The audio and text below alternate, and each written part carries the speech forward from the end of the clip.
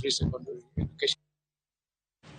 Jakom jodong luo kadhowadh nam chumbi James Obara King sojiwo oganda onagi makadhowadh nam chumbi moromi Homed biro kanyakla maragaro gichien ogeni mamoko makidek temo kelo pogruok e kindgi. Obara maneloso Mazeras eromo manokelo kanyakla joluo modak e kaunti ma Kilifi ne bende ojiwo nagi mondo mi osir paro ma ichwalo gi migosi Raila Amolo Odinga kata bed ne pok oyango chung' mare laro kom tend piny Kenya e yiero mabiro. Jafwambo mar Georgia oko nigi ler koya e kaunti ma Mombasa. En romo mane obagi Mazeras e kaunti ma Kilifi mane okelo kanyakla tend jodong luo kadhowadh nam chumbi kotelnegi kod jaduong' James Obara Kings kaachiel kod jodak e kaunti no ma Kilifi. Kae kuku mar wach ne en riwo wi onagi duto e kaunti no mondo mi gilos gi duol achiel korka weche mag siasa kod dongruoge mamoko. En oganda mondo riwre kanyakla. Ka wabiro kanyakla achiel eka dwa yudo kombe mwadwaro. Kwa kae ka chieth winy to kombe go kwadhi yudo. So akwayo jo Kilifi mondo oriwre kabisa.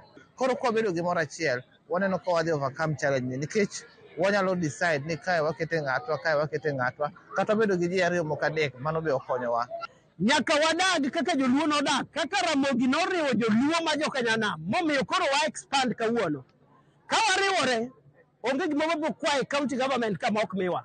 Pogruok manie kind onagi Kilifi ema gikoni osemono giyudo thuolo mag telo kaka owinjore, gino magikoni wan giwuok oko mar neno ni gitime lokruok to chutho e yiero maduong' mabiro. To ndalono joma mine pod noluor wuok dhi e telo.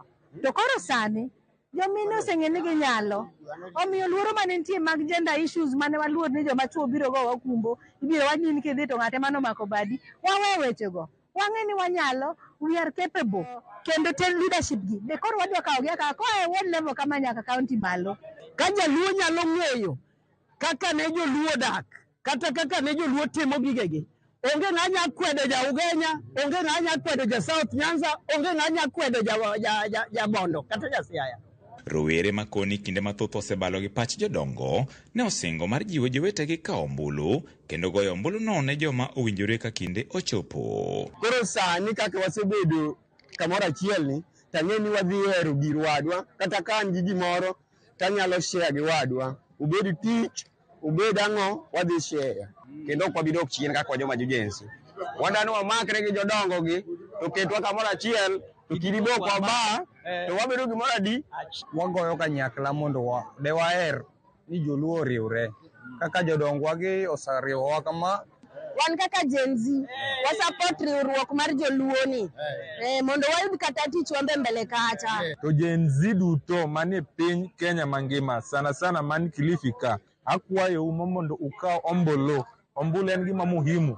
Nyocha Mbadi Honorable Sengiswa ni bro golo nwa ID ni hakikisha kitamborom 2027 wakao ID kila ng'ato nigi ID mondo telo mabiro mbele ka wakao telo. Maino gikoni gidwa keto ewi weche mag laro kombe mag siasa, jiwo chenro mag ohala, somo mag nyithindo kaachiel kod chenro mamoko mageto kelo dongruok. En oganda wa mondo obed gi luor.